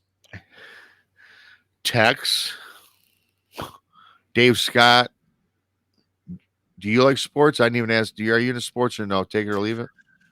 See, I was never into sports, but I was always into like pro wrestling and MMA, Yeah, I boxing, know that. like Well, combat sports. that's Like, sports. So I used to be like diehard into like UFC and MMA yeah, and well, I like can include following you all in that. that. So it'd be Yeah. Tex yourself, Dave Scott. Do I? Yeah, I know him. There, those three right there. Okay, this guy, Randy. He loves sport. Your Texas friend Randy. He likes sports. As far as people that I've had on the show, I couldn't tell you. Um, the women. I don't think in cryptids don't mix. Sports and cryptids with chicks. So Hmm. yeah, man, I haven't come across too many. Yeah, I don't think there are too many like the ratio of sports fans within people amongst people of the paranormal community. I don't think it's very high. I will even hint things, and I will do like I'll say like on like an advertisement for a Mm. show, or I'll put something on Facebook because most of my Facebook's all cryptid people too. My Facebook's weird. It's not. It's all in the community, right? Mhm. So I can. That's how I. One of the reasons how I try to grow the channel. So I will drop Michigan Wolverines just beat Ohio State, yay! So I'll put out a blurb on Facebook, Mhm. and there's maybe 10 guys. Oh, cool. Detroit Lions won today, 4 responses. So it's for the amount of subscribers I got, it's 2% are into sports. So Yeah, I get it. yeah, so 40 people maybe out of 2,000. Ever since you got into this community, have you ever met like has anyone in your like regular life, like any of your old friends or family members or associates who've known you in your personal time before you got into this whole paranormal scene, they see what you're doing now and they're like, "Dude, Rob, what the fuck? I didn't even know you were interested in this No, stuff." well, I kept that a secret just okay, I would say I kept it a secret. I didn't make Yeah. it known, right? But all my friends and family know now, and they see I actually have cool family. Most of my friends dig it. Hmm. A couple of my buddies just bought shirts just to have a shirt. My mom, well, my dad's passed on. My brother, sister-in-law, niece and nephews, they're all subscribers. Um, so yeah, no, for me, they're pretty welcoming and they dig it. Hmm. So they just I think they get a kick out of it. Now, are they believers? Now, that doesn't necessarily mean that they believe in Bigfoot or anything, but they're like, well, do whatever, dude. But yeah, so, Yeah. but they're not negative. You know what's funny for me? It's like all of my American friends, Mhm. like all of my like white and black friends, um, they're all cool about it. Some of them even watch, and some of Mhm. them will even like listen to me like in some of our shows that we've done together. They'll like listen to it in the car. One of my friends, he's like, you know, regular, good old North Carolinian country white guy. You know, he listens. He's listened to like our show, the ones that you, me, and Jason did, Okay. in the car with his son on the way to his son's school to drop him off. Oh, okay. And then like his 8-year-old son would come up to me and be like, I heard what you and Rob talked about with like Nephilim. Oh, yeah, right. And then they would have all these questions for me when I'd hang out with well, them. well, that's pretty cool. I like that. Yeah, I I would, thought that was real cool. And yeah. you know, the randomest thing, like I'm pretty good, decent terms with my exes. Like Yeah. that's my superpower, I would say. Hmm. I'm very good at maintaining a friendly relationship with most of my exes, right? Okay.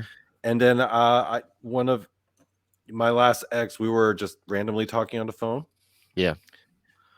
and then she was just like, "Oh, by the way, my mom listens to you." I'm like, "What?" Because her mom's like very religious, so she got into Oh. Jason, like Oh. what Okay. me Yeah. and Jason would talk about with like Bible Yeah. stuff, and then she got like became a regular listener. Mm. So she became a Yeah, she became a regular listener of mine, like after, like years after me and her daughter had broken up. It was just, Oh wow. it was out of the blue. It was random. I don't know if See you've this. ever get experiences like that. Well, the closest thing that I had was I play fantasy football, Hmm. which our drafts every Labor Day weekend. That's how you And know you're a sports nerd. oh yeah, Fantasy football, guess how much? It's our 30th year. That's how nerdy we are. man. Yeah, we That's a started different way. form of nerddom, and people don't realize that's nerddom because they say it's sports. So I'm not a Yeah, nerd. I'm into sports. No, that's another yeah, form of yeah. nerddom, Oh right? yeah, oh yeah. So hey, listen, but this last draft. So there's 12 of us, and we're all high school and college buddies for the last 30 years. Okay. I've known all these guys forever, and it's really become a cult thing too because two of our friends have died and they had to Hmm. be replaced. So it's kind of it's a special time too, not just for their nerdiness of drafting NFL teams, or players, but we also have a little memorial for our two guys who passed away, at young ages too. Obviously Hmm. none of us are our oldest guys are like my age, 50s. We're all in our 50s and 40s. So Hmm. So my buddy he shows up and he's got a big grin on his face. And I look and he's got a Bigfoot Michigan Rob t-shirt on that he found online. I didn't tell him about it. He found it, he bought it. And then he shows me his phone and showed me that he's a subscriber to the channel. And I go, dude, that's cool. I didn't know because I don't tell nobody this stuff. And Yeah. then there's 12 of us, two other guys started calling me BMR. I'm like, oh, okay. And you're calling me this why? Oh, we know why, Rob. I'm a subscriber. So three of my buddies are subscribers and they listen and watch or whatever. And they And say, how oh, many you have a guys are in cool this group? show. 12. So that's a 12. pretty high percentage. Yeah. So couldn't tell you if they believe in what I talk about at all or in Bigfoot or paranormal, but they like it. And they show Yeah. me this support, which is good, which is cool. You got some good buddies, at least show you Yeah. support. Yeah. They will, they at least want to see how their buddy is doing, so they're going to tune in, right? Right. That's yeah. Yeah. So that's cool. And they So might, learn a thing or two. They they might be might. like, start considering, well, maybe Bigfoot is real. Well, I tell you what, my brother didn't really think it was. I mean, I told him about my encounter, but now my brother, when he goes hunting, he certainly looks and he asks me, calls me, Hmm. "You think You this know, might be Bigfoot evidence, dude?" And I'm like, "Well, what do you got?" And tells me. So he's even mm, into it. So I could tell you the one observation that I've made since I've gotten into the cryptid community. Most cryptid people, they have this, I guess, this false idea in their heads where they say to themselves, in this world, there's only two types of people: Bigfoot believers and Bigfoot non believers. That is not true. From my observation, there's two types of people: people who think about Bigfoot and people who don't even, that thought doesn't even cross their goddamn mind. oh, there are, yeah, there are. They're like, they don't even, they have so few thoughts about it enough to even believe or disbelieve. They Yeah, haven't even no, tried to formulate a theory because they've never no. even thought about it. You could ask a guy in the street, "Hey, you know what Bigfoot is?" And you would get what? What do you Yeah, mean Bigfoot? No, I guess there's a lot of yeah, many. There's more people out there with what you said. That's an accurate statement, I think. yeah. There aren't people who are actively walking around and be like, no, Bigfoot's not real. No, it's No, fake. No, most nobody people even. just don't give a fuck. That's the No, problem. they don't. Yeah, Man, they don't. they just don't. You know, they might have caught an episode of Finding Bigfoot or something like that on Discovery Channel, and they Yeah, didn't think twice of it. They probably shut it off if you're not in. Now, when I see now, I will say this about the subject really quickly here. When I was a kid, if there was something on strange stuff like ghosts, paranormal, the occasional back when I think Leonard Nimoy did something on Bigfoot. Now I did watch it and yeah, I was interested. But dude, life went on, dude. I grew up, went to college, got married, and I yeah. didn't think about Bigfoot for 30 years. You know? And all of a sudden, you're like thrust into this scene, and now you got a Yeah. show about it. Could you Yeah. imagine if you Yeah. had shown like Rob of 10 years ago, Rob of today, and like gone back in time to Rob like 10, 15 years ago and be like, hey, I'd be Rob, like, do you want to see yourself in 10, 15 years? yeah, And I'd then be you like, what show the him like you on all these like Bigfoot podcasts. yeah, I'd What be would like, he have thought? I would say, what the fuck am I doing in the Yeah. future? Yeah. Your life took a strange turn, that's for Yeah. sure. Yeah. I will say this. I always did want to be in broadcasting, even as a kid. Yeah. But my dad talked me out of it. So Sports then I broadcast. anything, sports, Mm. news, radio, anything. Yeah. Radio, television, don't matter. Journalist, newspaper writer, you know. I kind of wanted to as well because I was always like big into public speaking because of my teaching jobs. I was always talking in front of groups all day. So Yeah. I did want to, I did think about pursuing that. So, okay. When you, when you do finally see yourself in the paranormal scene, right? Yeah. All right. You have your experience. Can you tell me about like your very first time or your very first introduction to the whole paranormal scene itself?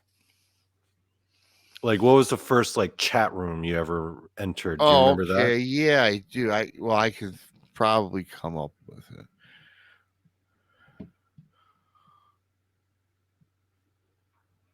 Well, of course, I started entering chat when I had my encounter, my Hmm. actual Bigfoot encounter. I Hmm.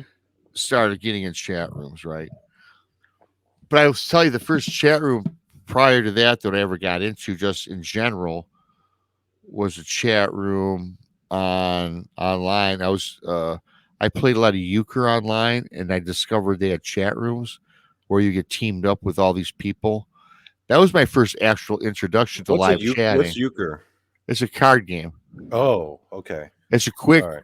quick card game that you can learn, and it's on the computer. It's perfect because one hand. I mean, you go up to like I forget 15, 20 points, whatever. It's a Hmm. scoring system.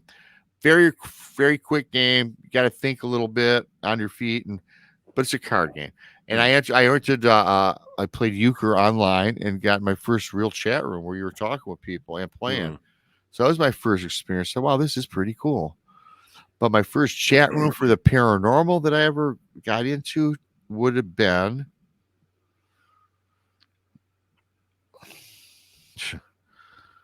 oh boy, I I don't remember my know. first chat room.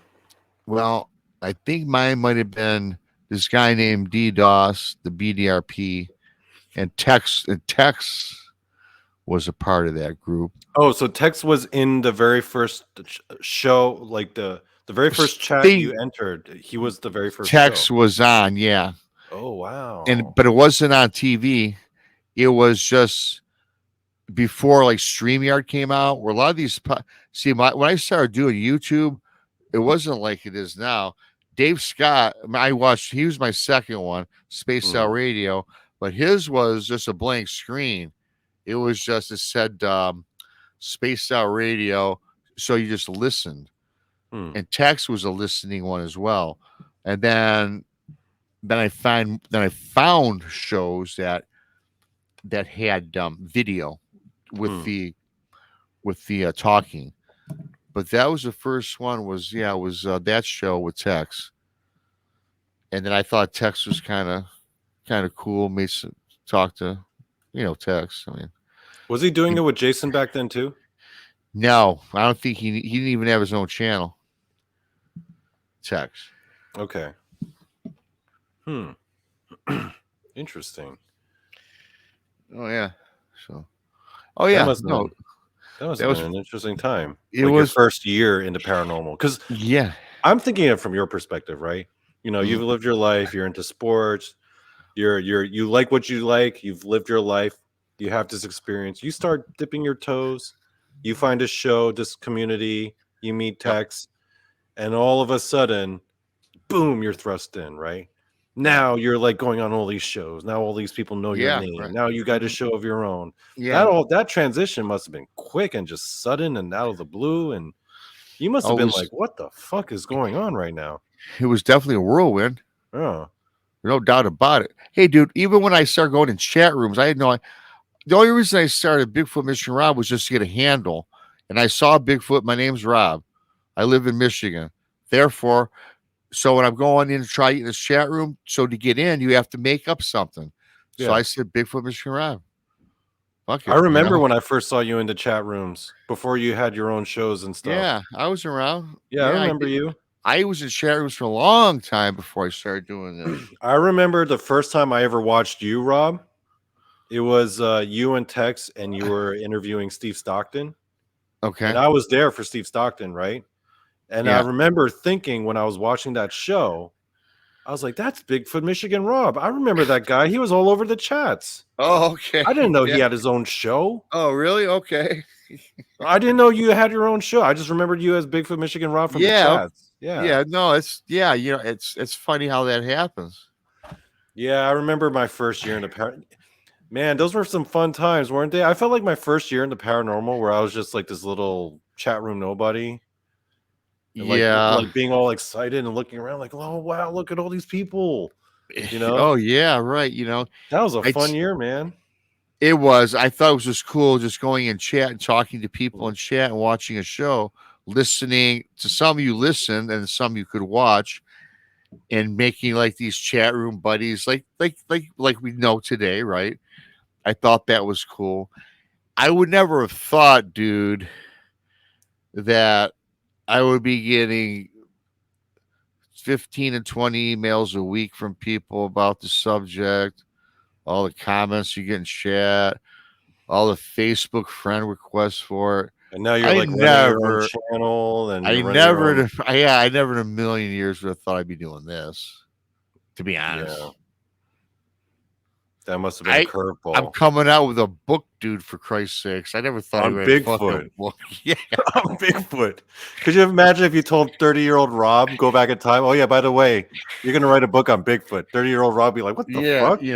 I will tell you this, Donnie. I wrote a book about the vampire named Gabriella, and she lived in the beaches of Malibu or Western Washington or Washington State.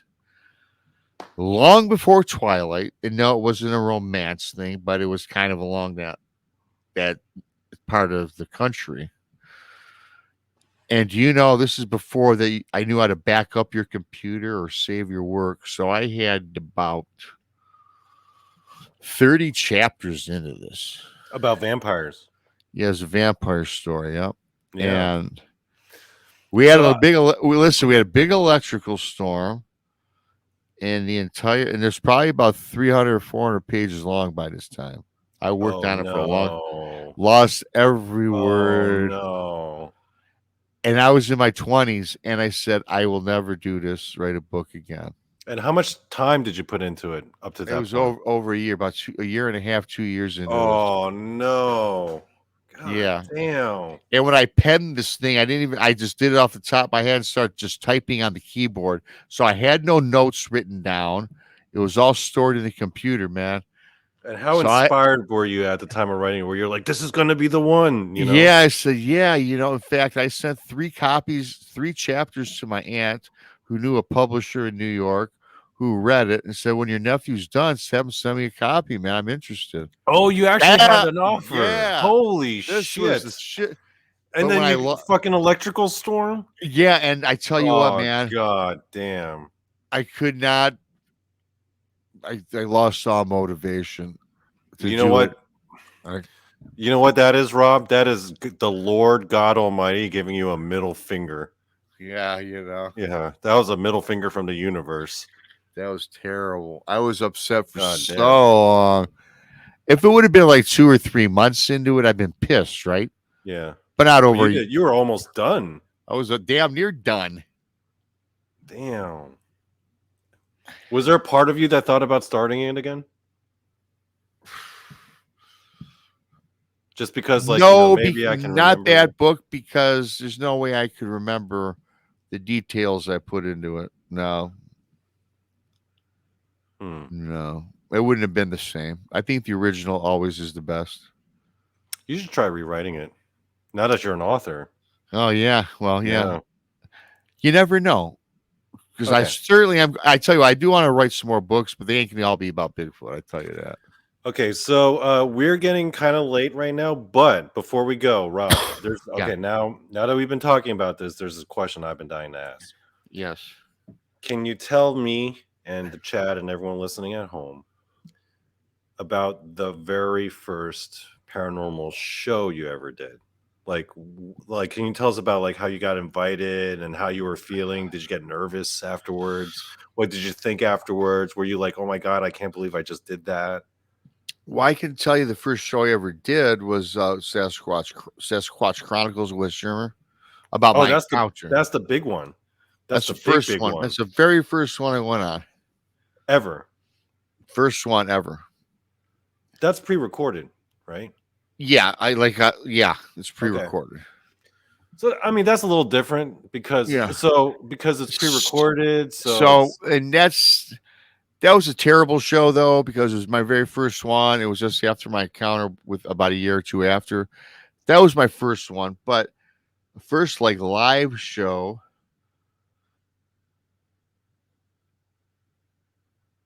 Oh yeah, you know what?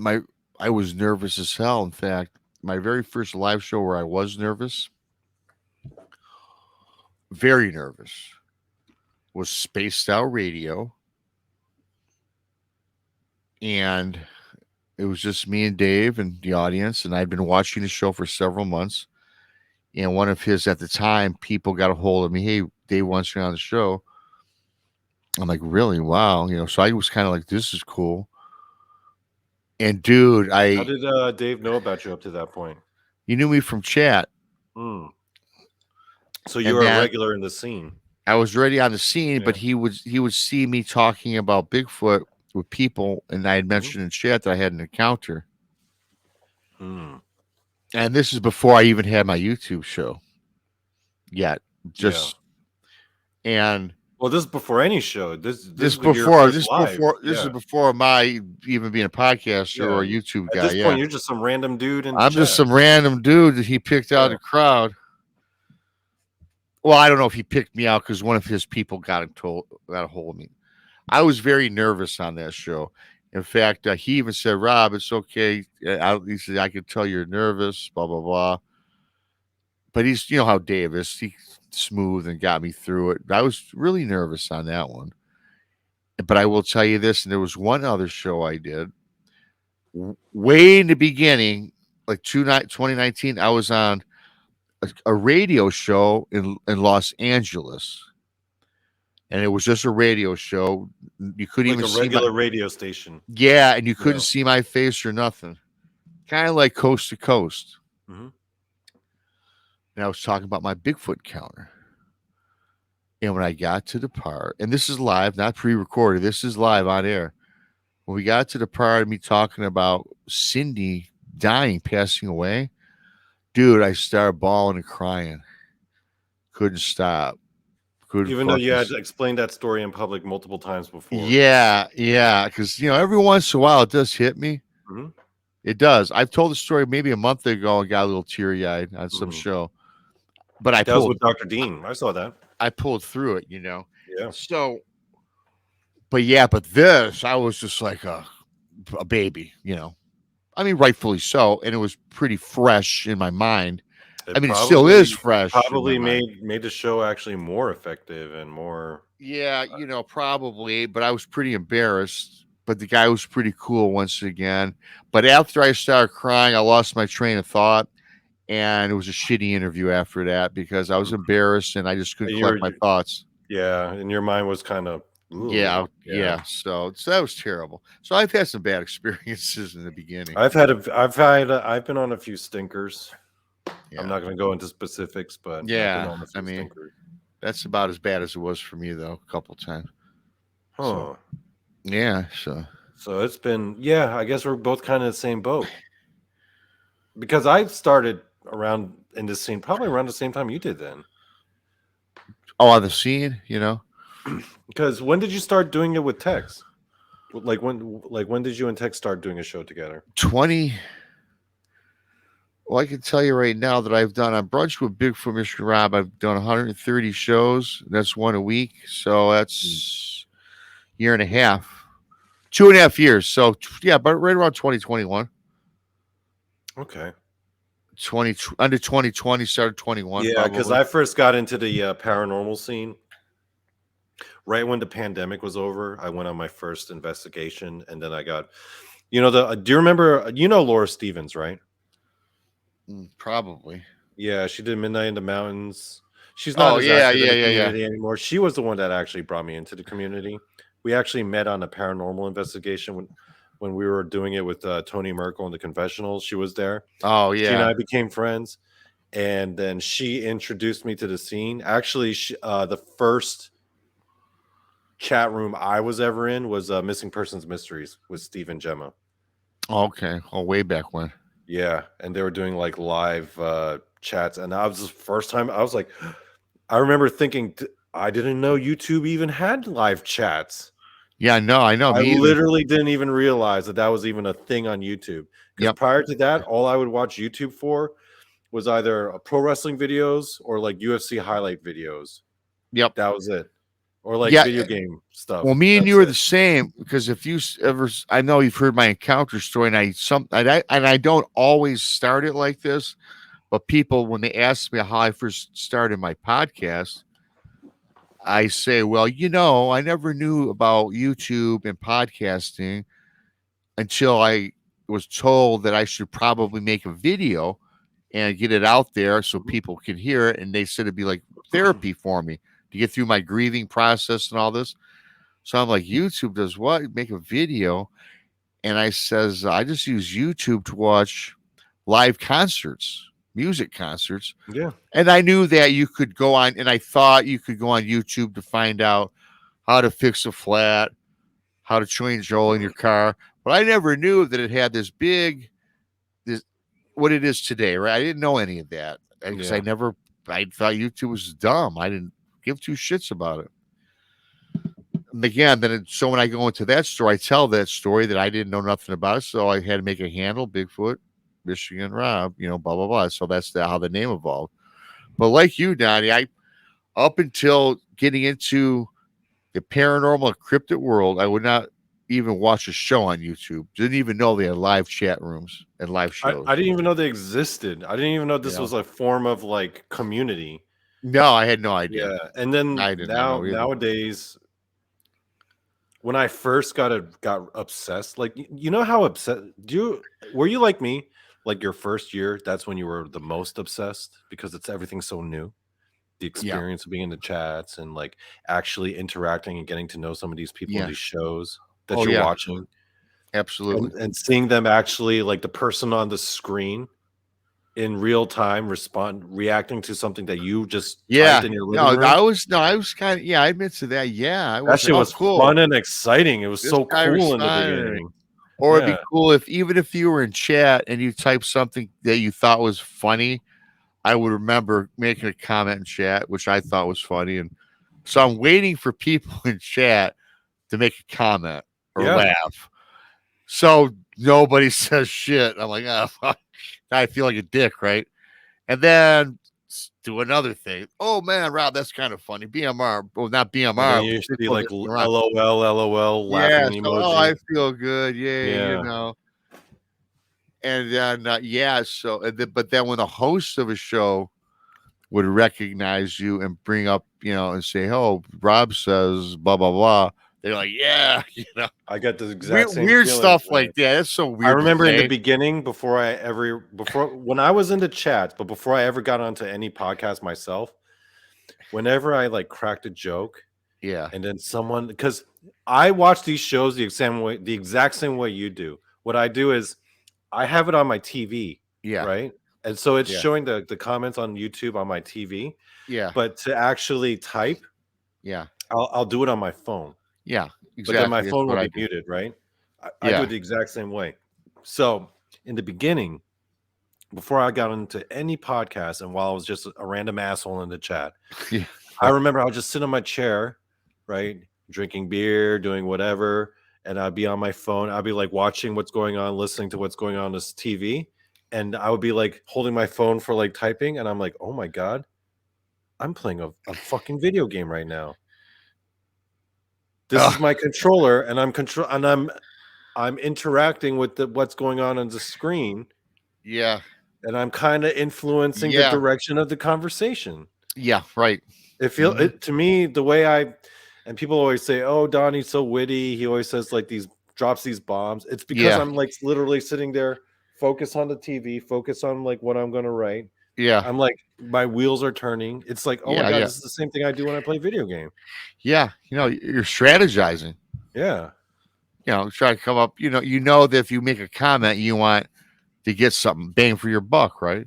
And I even remember, man, I had to stop when I remember putting out my first super chat to somebody, and I was like loaded, fucking wasted. that's the I best think time to do it. I think the first one I sent ever, man, was like $50, right? Because I was like, didn't care, I'm half in a bag. $50. And then I got, oh wow, that's a tremendous super chat from Bigfoot Michigan Rob. Oh hey, thank you, pal. I'm like, yeah. But then I realized something. I was like, that can get dangerous. Drinking, and you got that little Drinking and super icon, right? chatting Yeah, is a dangerous habit. Yeah, drinking and super chatting is a dangerous habit. But it's all good fun. I do appreciate when I get them.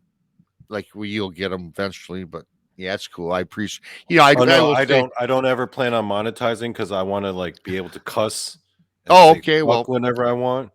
but But I should. apparently YouTube won't let me fucking make money Yeah, if I want to say fuck. So yeah. fuck that. Well, I fucking Yeah. here's the thing, but I do have to qualify that by saying that I do appreciate when people send a super chat, and I do have it, I guess, and you've been around too, because the people I have in my chat and text, Jason, we do when we say this, we do mean it. We have some great people in our chat rooms. They're There's some generous. fun people in there. They're generous. They're Yeah. fun. They're on top of the subject matter. Very few trolls, if any. Very negative comments, and always good to our guests. So if you guys are listening, I you know mean, who I'm you are, pretty and I do sure thank you guys. Yeah. everyone in my chat is just people from your chat who've kind of Well, followed me over. Yeah. yeah. So Well, and they're all great people, yeah. and but you got a different something different going on here, so you might tap into a different market. Let's hope, because I think I like the show. I had a great time today, Don. It's Yeah, good to thanks. talk about something outside of Bigfoot. Yeah, I mean, we love guys listening at home. We love the topic of Bigfoot. Don't get me Yeah, wrong. We love our paranormal shit, but yeah, sometimes it gets a little bit old, right? yeah. Yeah, it does. I Yeah, mean, it it gets. does get old. We I want even to talk about reached out. something else. I reached out to a person. I'm not going to say who they are to be on the show whenever. And the guy says, "Man, I'd love to be on your show, but you know what? I'm like Bigfoot burnt out." That's what he texted back to me. He goes, "I'm taking a hiatus, a sabbatical, whatever you want to call it, Mm. for the rest of the summer." And I said, "Dude, I understand. So yeah, no big deal. I Give me a mean, buzz. okay, Give yeah. me a buzz in the fall."